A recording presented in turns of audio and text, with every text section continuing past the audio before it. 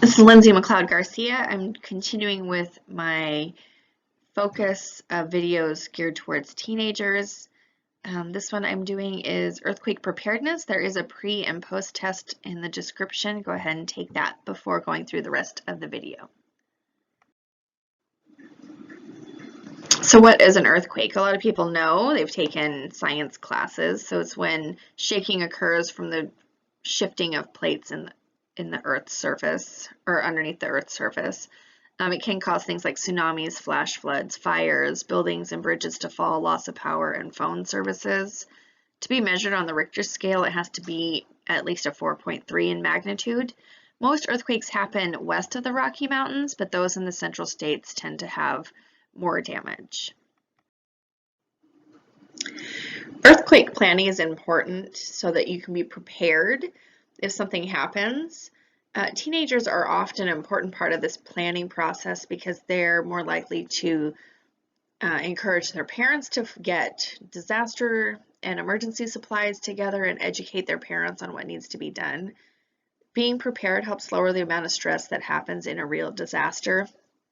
And it's important to know where your emergency kits are, the communication when something happens, meetup information, and local community resources. Earthquakes often happen, you might not all be together, so knowing what to do if, let's say, parents are at work and the teenagers at school and those kinds of things, like what is the plan if there was something major that was to happen.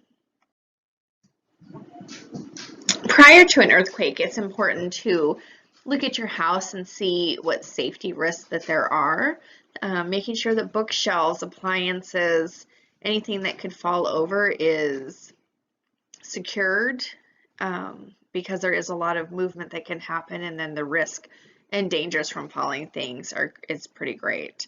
It's important to know how to turn off the water in your house, the electricity, and if you have gas, where that is to turn off for safety. Having emergency supplies is important. It's also good to learn CPR and first aid prior to anything happening. You never know if you're going to need it, even for yourself, if you have to do first aid on yourself. It's good to have a knowledge base for that. At your house, you should have 3 days of emergency supplies. These include any food for the amount of people that are going to need it, medications, clothing, hygiene supplies, water, disinfecting materials, safety masks, especially if there's a lot of debris or, currently now with the COVID stuff, a flashlight, a battery operated radio. There should be a to-go bag that is packed in your vehicles with similar items in case you aren't able to get to your house, you have that stuff in your car.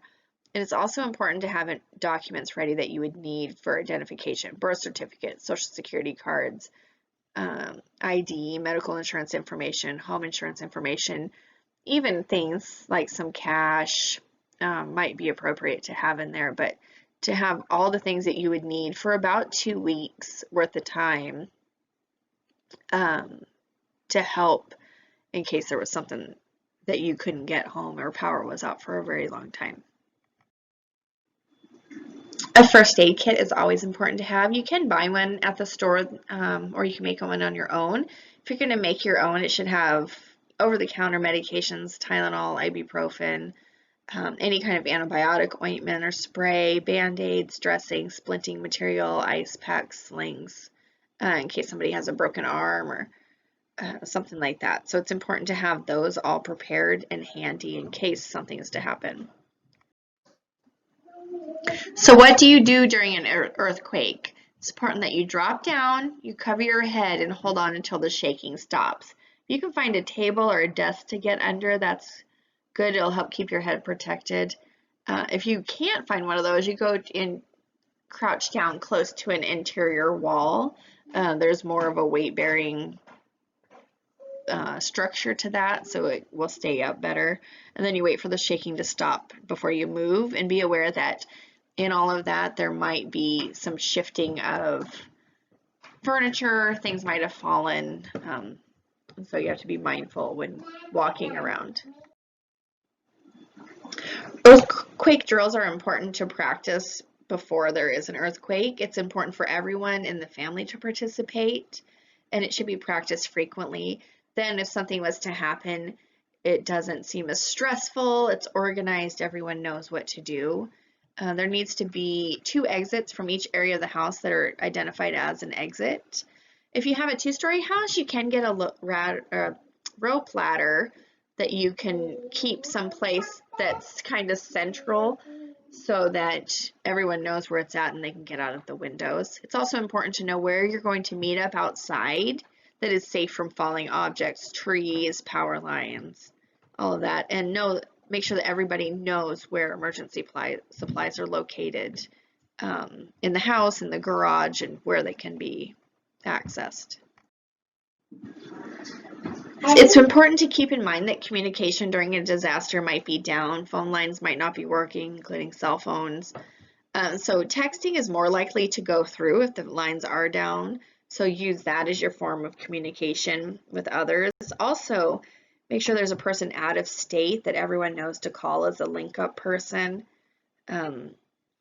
If possible, not everyone knows someone out of state, but if possible, have somebody that is there because they're not going to be experiencing the same disaster issues that you are. And also important to have program numbers into your cell phone, including the local Red Cross and the local hospital, in case you need to contact them to try to get in touch with your family. Driving into disaster has its own troubles and safety needs. It's important to always wear your seatbelt. If there is water on the roadway, 6 inches or more can throw your car off, and 2 feet of water can actually wash your car away. So it's very important when going through water. You don't know what's underneath it, and it can be very dangerous. It's also important to drive slowly and give space between other vehicles if they're on the road. Traffic lights might not be working, so to follow the rules and treat it like it's a 4-way stop with a stop sign. Be aware that emergency responses will be busy and they will not be able to enforce traffic safety.